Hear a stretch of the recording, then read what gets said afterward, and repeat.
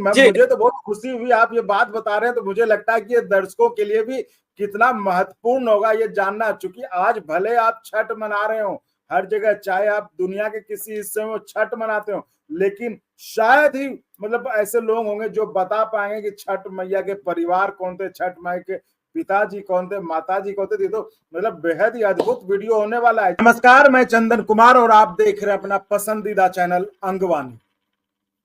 हम आपको पहले कैसे अपने अंग महाजनपद का रिश्ता, चाहे रामायण हो या महाभारत, मतलब हर उस इतिहास काल से रहा है। चाहे आप राजा राम की बात करें, चाहे महाभारत काल के बात करें, कर्ण की बात करें, या फिर राजा राम की बात करें, कैसे राजा राम के जन्म के लिए यहाँ पे तपस्या की गई इसी अंग की धरती पर, तब जाकर राम जी का जन्म हुआ। तो इस तरह की कई कहानियां जो कि यहाँ पे मानी जाती है और इनका हर बहुत जगह इन घटनाओं का वर्णन भी है। उस हिसाब से अब चूंकि दशहरा खत्म हो चुका है और अब दीप और छठ आने वाला है, इसमें हम चर्चा करेंगे आज इस वीडियो में आखिर छठ का रिश्ता अपने अंग महाजनपद से क्या है। कहने को लोग तो कहते हैं कि छठ अगर कहीं शुरू हुआ सबसे पहले तो वो अपने अंग महाजनपद के मुंगेर में हुआ। आखिर वो कैसे शुरू हुआ और क्या उसके पीछे मान्यता है और क्या कहानी है छठ और अंग महाजनपद की, वो हम जानते हैं हम सुधीर कुमार प्रोग्रामर जी से, जो कि इस इलाके के जाने माने इस विषय पर, मतलब जो अंग महाजनपद का इतिहास, अंग महाजनपद की जो संस्कृति है उस पर एक वो जाना माना नाम है। तो आज वो हमारे साथ जुड़े हुए हैं, उन्हीं से हम जानेंगे। ये जो कहा जाता है कि छठ जो बिहार का महापर्व है छठ, उसकी पूजा सबसे पहले अगर देश दुनिया में कहीं की गई तो वो अपने अंग महाजनपद में की गई थी। तो वो इतिहास क्या था, उस इतिहास की कहानी क्या है, उसको हम सुधीर जी से जानने की कोशिश करेंगे इस वीडियो में। तो आप भी ध्यान से सुनिए और हम इतिहास पहले आपको बताएं। इससे पहले आपसे एक छोटी सी दरख्वास्त करना चाहेंगे कि अगर अब तक आपने चैनल को सब्सक्राइब नहीं किया है तो सब्सक्राइब कर लें, क्योंकि आपका सब्सक्राइब करना ही हमारा मनोबल बढ़ाता है, हमें उत्साह देता है, हमें जोश देता है, जिससे कि हम आपके लिए और इस तरह के कार्यक्रम बनाने में हमें मदद मिलती है। और अगर आपका पॉकेट अलाउ करता हो, आपको लगता है कि हम और मदद कर सकते हैं ताकि हम अपने संसाधनों को दुरुस्त कर सकें, तो आप चैनल को ज्वाइन करके भी हमारी मदद कर सकते हैं। तो अब हम आते हैं मुद्दे पर, जो बात थी कि छठ पूजा, आखिर इस छठ पूजा का अंग महाजनपद से क्या संबंध है। सुधीर जी, बहुत स्वागत है आपका। जी जी चंदन जी, बहुत बहुत आभार आपका, शुक्रिया सर। ये जो छठ के बारे में आपने भी जैसे चर्चा हो रही थी, तो आपने जो फोन पे बात की थी कि अंग महाजनपद से इसका बहुत पुराना रिश्ता है, और भले आज छठ देश से लेकर दुनिया तक में मनाया जा रहा है, जो बिहारी और पूर्वी उत्तर प्रदेश के लोग जो बाहर रह रहे हैं वो आज हर जगह छठ मना रहे हैं, लेकिन ये छठ अगर सबसे पहले कहीं मनाया गया तो वो अपने अंग महाजनपद में बनाया गया।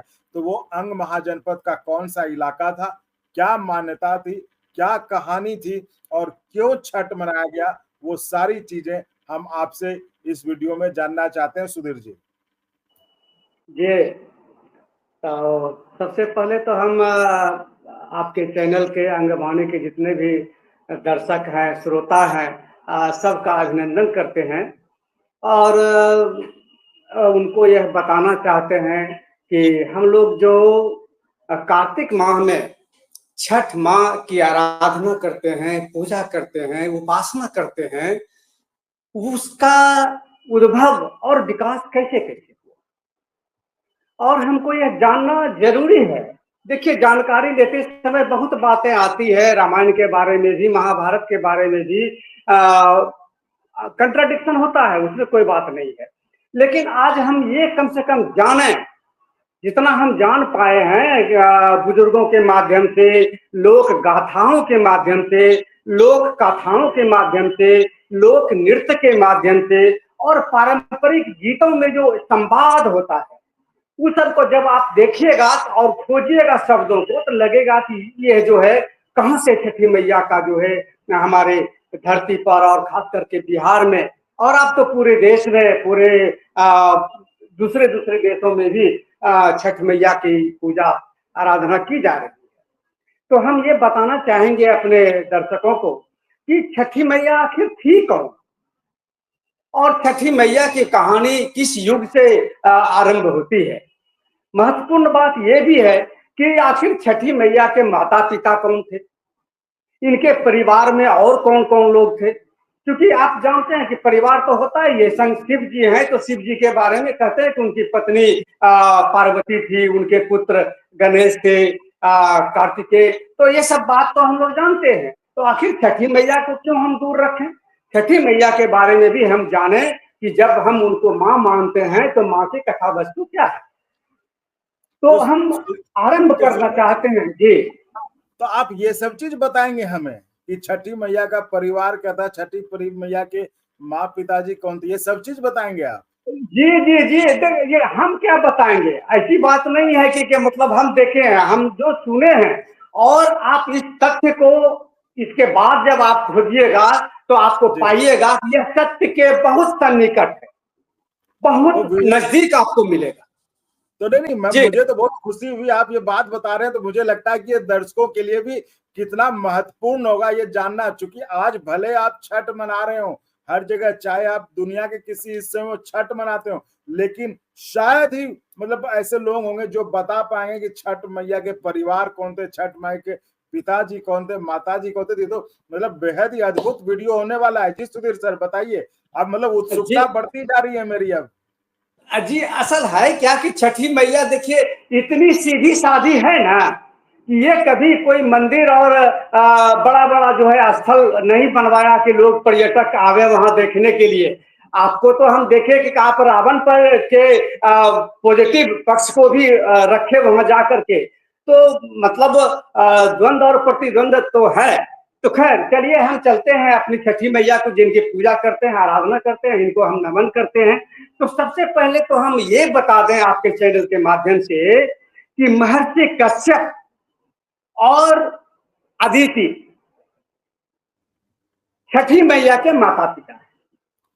महर्षि कश्यप और अदिति, जी, महर्षि कश्यप और अदिति की ये पुत्री है।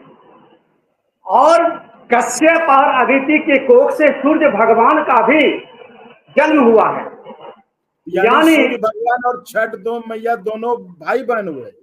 जी, इसीलिए छठी मैया सूर्य भगवान की बहन है। तो हम इसको जो है सूर्य से जोड़ करके देखते हैं आज भी, और दोनों भाई बहन में इतना आगाध प्रेम है कि एक दूसरे के जो भक्त हैं उनकी भलाई के लिए दोनों तत्पर रहते हैं। अगर यदि सूर्य देवता के भक्तों का कुछ अनिष्ट हो रहा है तो वहां छठी मैया खड़ी हो जाती है, और यदि छठी मैया के भक्तों का कोई अनिष्ट होता है तो सूर्य देव प्रकट हो जाते हैं और उनकी जो है समस्या का समाधान करते हैं। तो आगे जी, ये तो बहुत गजब की बात है कि भाई सूर्य भगवान और छठी मैया ये दोनों भाई बहन है।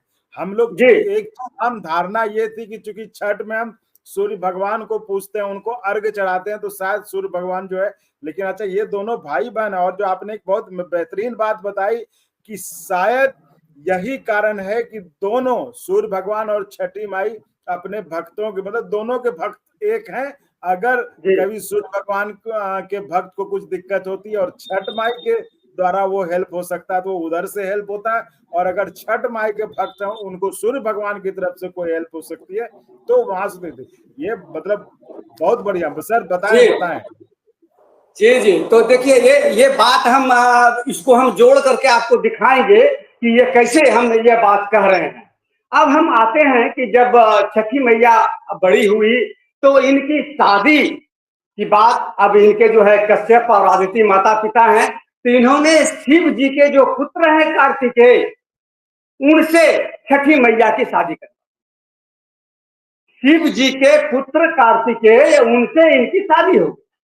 और कार्तिकेय ने अपनी माँ से यह वरदान लिया था कि माता तुम हमको यह वरदान दे दो कि मैं सब दिन माँ के लिए बाल्यावस्था में ही दिखूं, और मेरे सामने जो भी नारी आवे, जो भी महिला आवे, वह माता के समान दिखाई पड़े। मेरी नजर में सारी महिलाएं माँ के समान आवे। तो अब छठी मैया के साथ शादी तो हो गई, लेकिन अब जब भी उनके पर निगाह पड़े तो छठी मैया पार्वती के रूप में नजर आवे, यानी कार्तिकेय की माँ के रूप में। तो अंततः जो है कोई योग कहिए या जैसे भी कहिए, तो छठी मैया खुद को जल में अपना स्थान ग्रहण कर ली, जल में रहना पसंद करने लगी कि मैं इनकी पत्नी तो हूं, लेकिन इनके कार्य में मैं व्यवधान डालना नहीं चाहती हूं, और वो जल में रहने लगी, जल की देवी भी कहलाने लगी।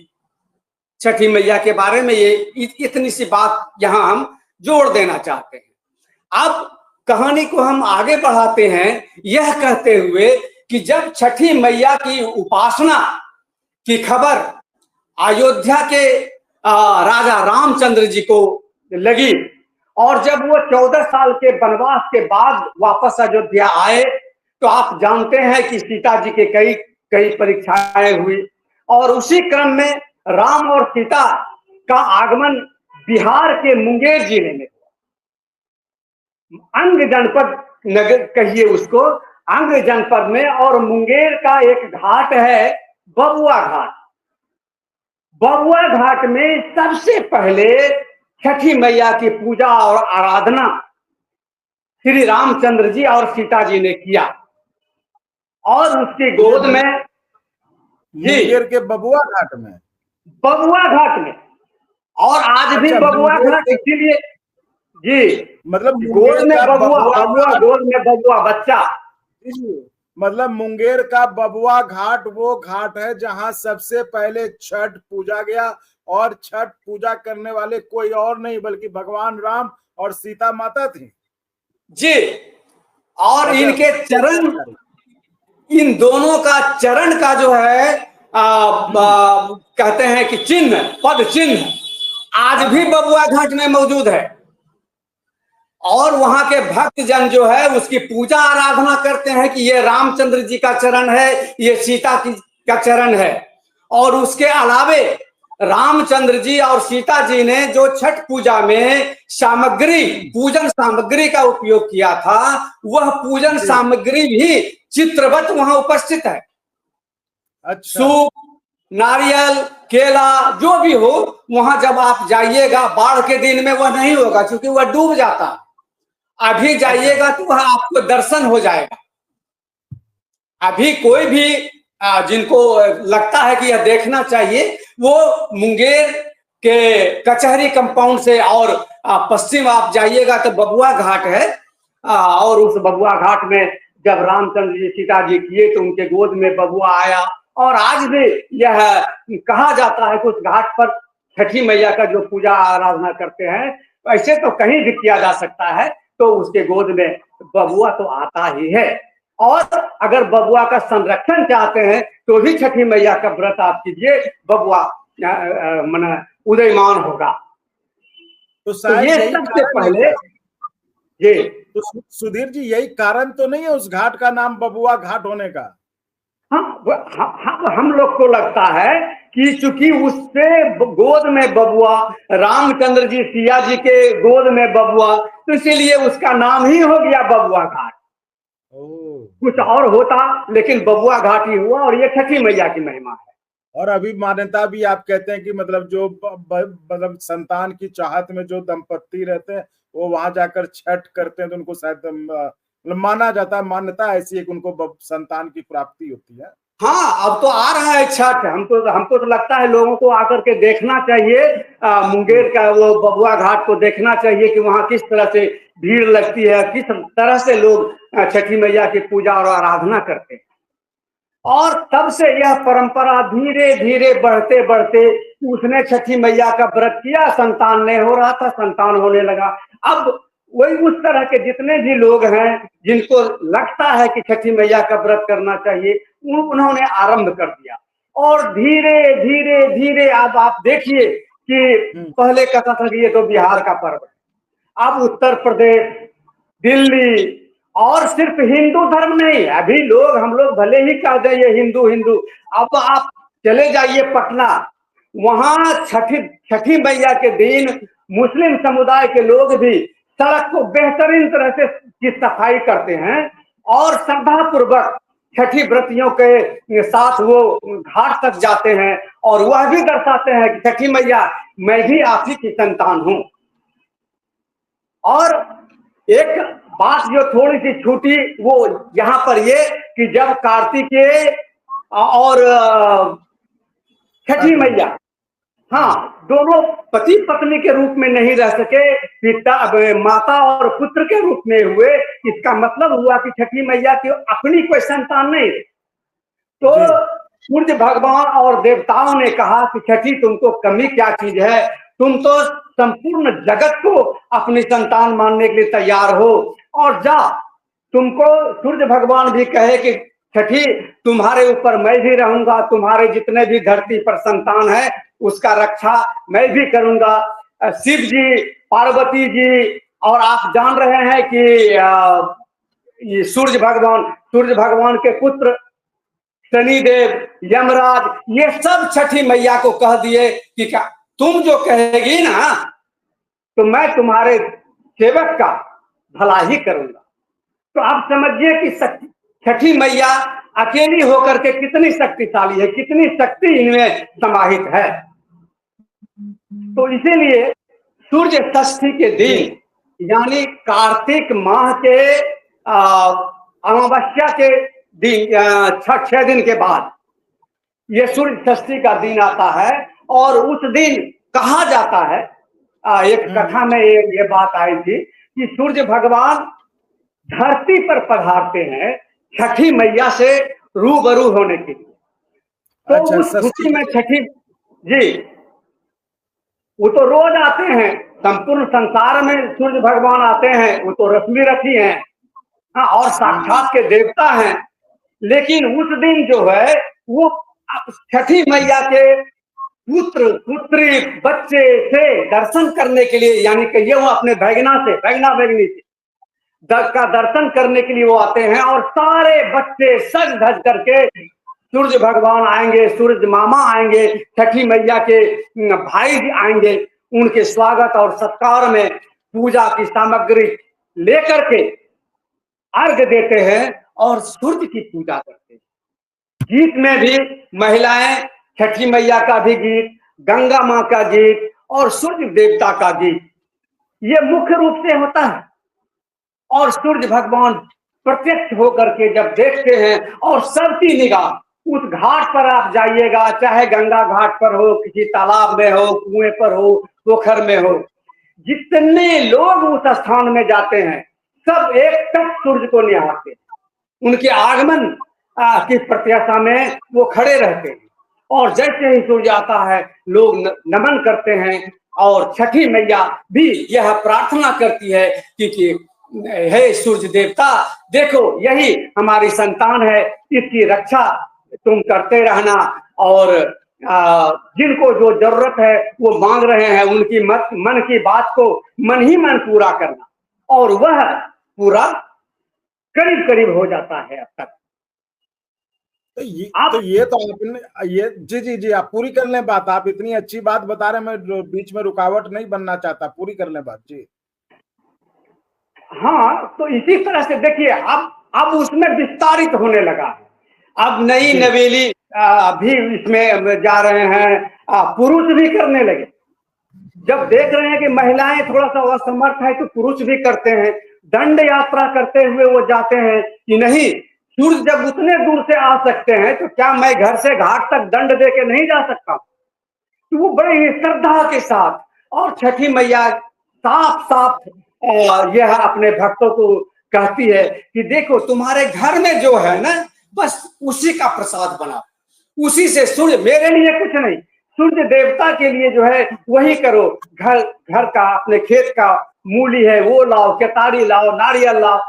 नारियल भले ही हम लोग यहाँ देखते हैं कि भाई कीमती है, लेकिन वो ऐसे ही मिलता है, तालाब में समुद्र में तैरते रहता है, उसको ला करके करो। केला सबसे सस्ता फल है, अब घर का आम है, अमरूद है, नींबू है, ये चढ़ा करके उसका प्रसाद बोलो। कुछ नहीं है, लड्डू उड्डू छोड़ो बाहर का, चावल और गुड़ का लड्डू बनाओ, गेहूं का जो है आटा बनाओ, उसका जो है पूरी पकवान करो अगर यदि तुमको है तो इतनी सीधी साधी और दयावान श्रद्धावान माँ छठी मैया को कौन बुलाएगा, आप समझिए। और यही कारण है कि आप लाख कमाइए देश में, प्रदेश में, दिल्ली में, हरियाणा में, पंजाब में, अभी सरकार को भी गाड़ी चलानी पड़ती है कि भाई छठी मैया बुला रही है, चलो चलो चलो, रिजर्वेशन नहीं है तो भी जैसे भी हो चलो।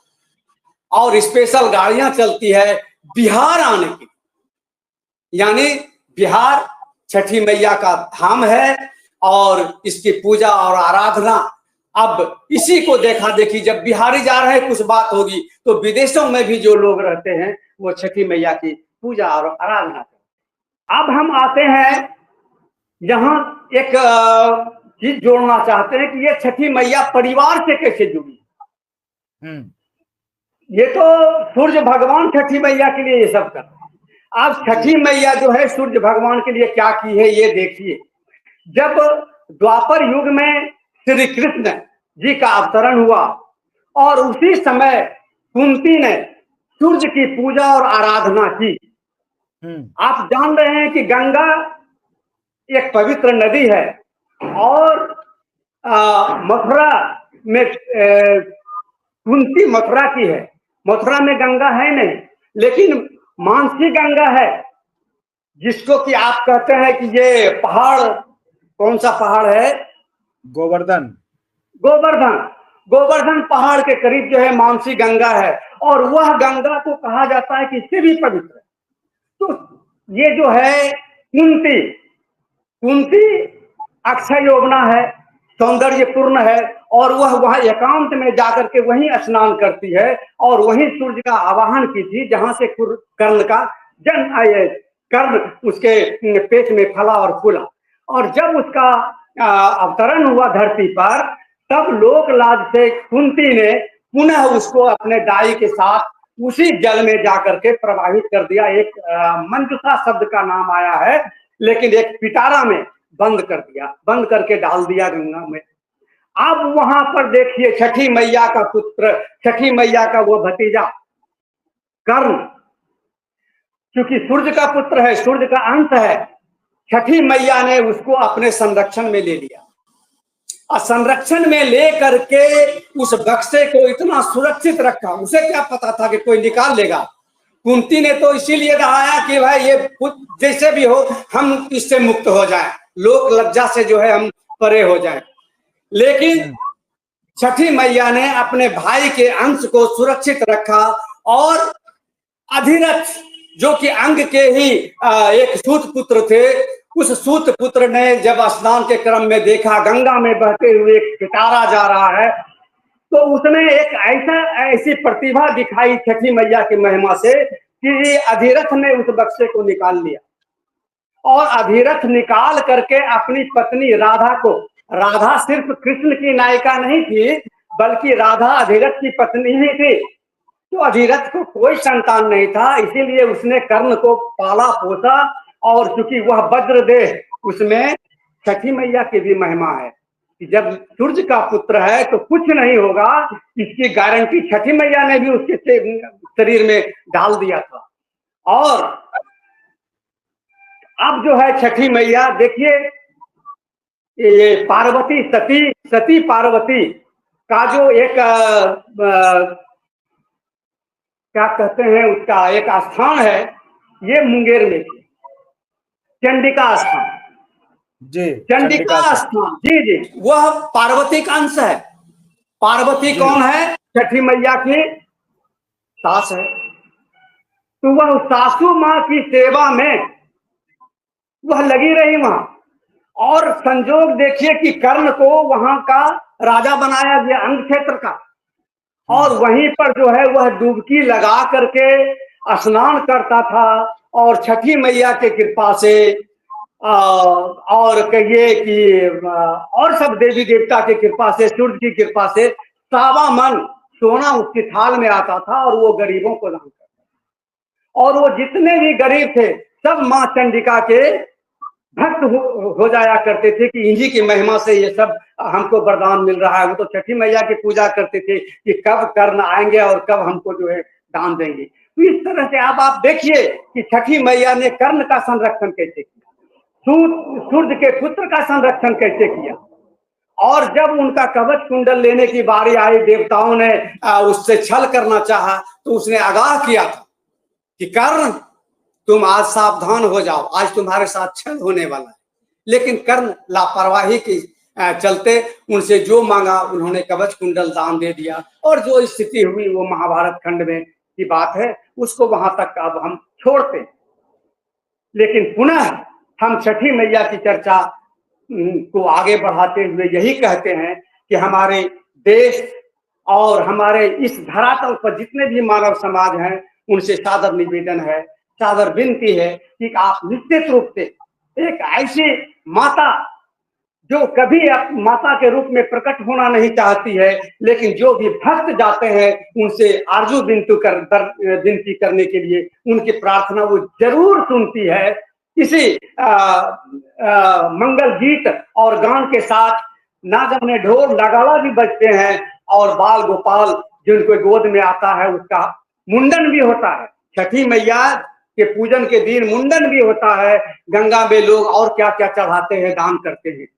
तो ये मुख्य बातें हैं जो हमको लगा कि आज आपके चैनल के माध्यम से हम अपने दर्शकों को अपने अंग महाजनपद अंग जनपद के वैसे नवयुवक को नवयुवती को जानना जरूरी है, जो सिर्फ छठी मैया की पूजा कर लेते हैं लेकिन उनके बारे में गहराई से नहीं जानते हैं, और भी गहराई में जाने की जरूरत है। लोग इस पर खोजें, नाटक लिखें, गीत लिखें, और जो भी बातें आई है उसको देखें कि कहां तक ये सत्य है। हो सकता है कुछ और चीजें आ जाए, खोजने में कुछ और चीजें आ जाए और उसको हम लोग विस्तारित करें। और सरकार से भी हम लोग कहेंगे कि ये देखिए, बिहार में तो छठी का जो है छुट्टी आप भी दिखा रहे थे कि छठ के छुट्टी के लिए शिक्षक समाज जो है किस तरह से ये कर रहे हैं, कह रहे हैं कि 7 नहीं तो सरकार को डर नहीं लगता है छठ की छुट्टी काटने का?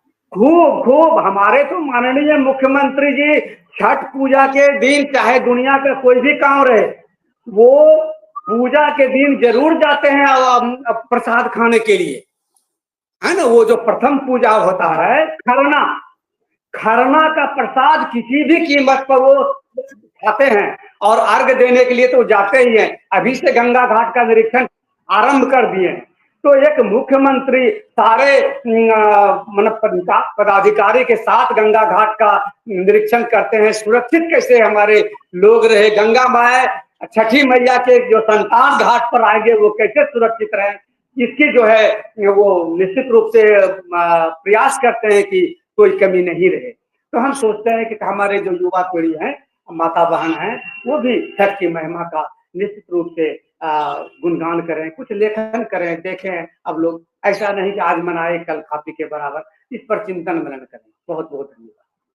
जी सुधीर जी, ये आपने जो जानकारी दी है, ये तो जानकारी अंग के लोग क्या, ये तो पूरे तमाम देश दुनिया के लोगों को जानना चाहिए, जिनको की छठ में रुचि, जिनको की छठ महापर्व के बारे में जानने की थोड़ी भी जिज्ञासा है, उनको इस वीडियो से वो तमाम जानकारी मिल जाएंगे। और खासकर हम अंग महाजनपद के लोगों के लिए ये गौरव की बात है कि जहां हमने आपको पहले बताया कि रामायण का, चाहे रामायण हो या महाभारत हो, हर किसी का संबंध अंग महाजनपद से है, उसी तरह छठ महापर्व का भी संबंध अंग जनपद से है। और सबसे पहले जैसा सुधीर जी ने बताया कि छठ की शुरुआत अंग महाजनपद में ही हुआ, और मुंगेर जिले के बबुआ घाट पर, जो कि राम और सीता जी ने किया था।